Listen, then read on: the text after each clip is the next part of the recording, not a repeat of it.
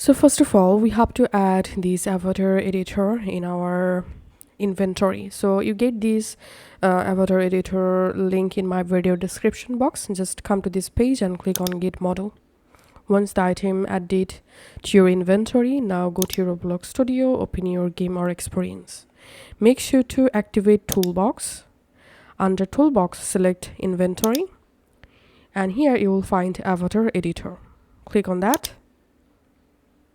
Click on OK, and we can see the avatar editor successfully activated. Now expand avatar editor in this explorer section, and here we have to ungroup this first one in replicated storage.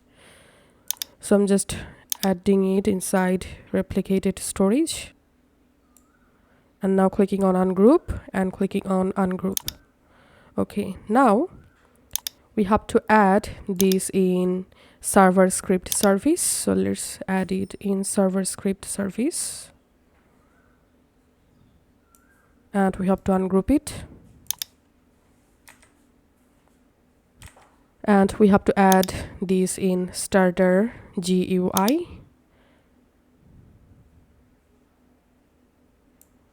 We have to ungroup, and lastly we have to add this in starter player script. So just drag and drop it in starter player scripts, and ungroup it.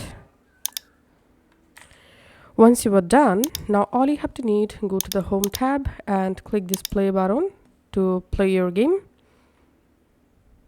Once you are in your game, to edit your avatar, just click on edit avatar, and we can see the avatar editor successfully opened.